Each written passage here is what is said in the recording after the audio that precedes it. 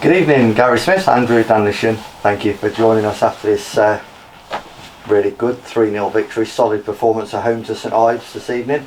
A thoroughly professional performance, but is it fair to say that it was about as one-sided as it ever likely to see? Yeah, definitely. We're happy, obviously, to pick up the 3 points. And I thought, to be fair, the game should have been over by half time. With the amount of chances that we'd actually created and not taken. It took us up to an hour before we got the second one, but once we got the second one, I knew we'd go on and score again.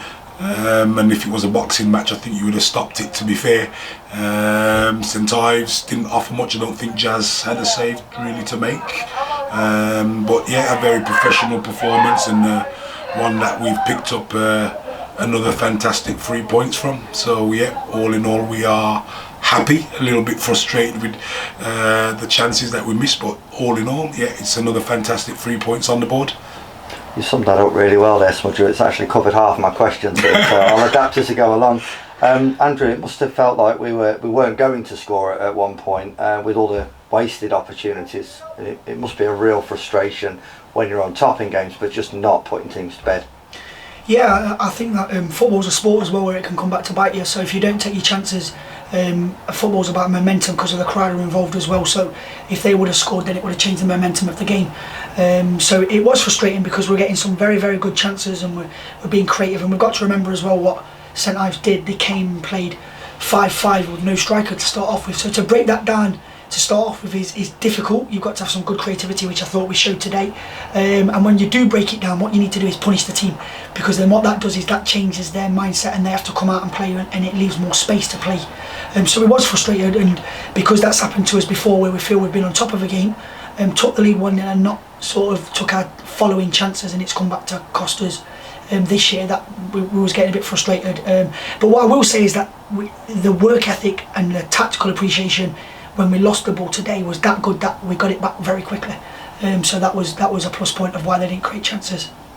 Okay, Gary, as the game wore on, it was clear that Tamworth were in control of the game, and it was good to give the likes of Ahmed Obeng a run out, and of course that man Chris Lake comes on and scores another goal. Yeah, fantastic. Laty's trying to get himself up to speed, up to match fitness. At the end of the game today, he's done extra bits on the pitch, but he's still finding the back of the net, and he's showing what he's capable of. What a fantastic player he is to have on board. And as for Ahmed Obeng, he came on against Hensford and looked really, really sharp, and you can see he's still chomping at the bit as well to play. He's part of our squad, and we do value him very, very highly. We know what Ahmed's capable of as well, so to have that sort of firepower to come off the bench if we need it is a fantastic position for us to be in, and long may it continue where the subs come off and score goals. That's their job. Fantastic.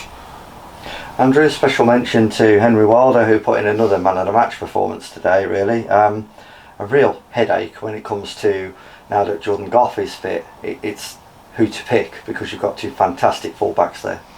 Yeah, I mean, Henry's 19, nearly 20, and the maturity that he's shown on the pitch, in terms of his performance, the bravery that he's shown in his 1v1 defending, he's been excellent, and he's really settling in. And now it's a case of we've got two excellent fullbacks, but it's you earn your shirt, so it's not about names, and we've said that since we've come in. It's about sort of people who are performing and working hard for the team. And the thing is Jordan's actually encouraging him. So you've got Goffey in the background saying he's doing excellent, brilliant, Henry, great tackle, winning your headers, support plays excellent. So it's sort of a healthy competition rather than a problem for us. And it's just, again, fortunate to be in that situation. But I thought he was tremendous. He was tremendous against Hensford as well. So moving forward, that bodes well for the team, and that just sits nicely as well. The 2 clean sheets that we've had in the last 2 games, which are really, really important. But Joe Magunda looks back now and back to match sharpness and fitness, and he come in and he's getting better and better with games, so that's brilliant as well. Okay, Gary, now we've got a couple of training sessions before the big match away at Bromsgrove Sporting next Saturday, the top of the table clash. We would have, of course, played Colville Tuesday, but that's been rearranged. So would you say the Bromsgrove game will be the toughest test so far this season?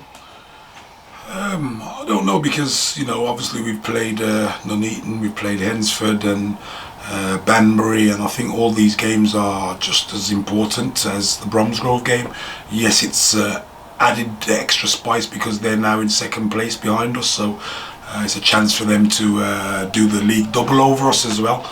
Also a chance for them to go top of the league, but I'm sure that we'll be well prepared and up and ready to go for the game. And it's like I said, first versus second is always carries a little bit of extra spice, and it's a game we're looking forward to, and I'm sure they are as well. So may the best team come out on top. Thank you very much for your time, guys, and may I congratulate you so far on 2 3-0 victories so far this year, and thank you very much for your time this evening. You're Yes, welcome. thank you.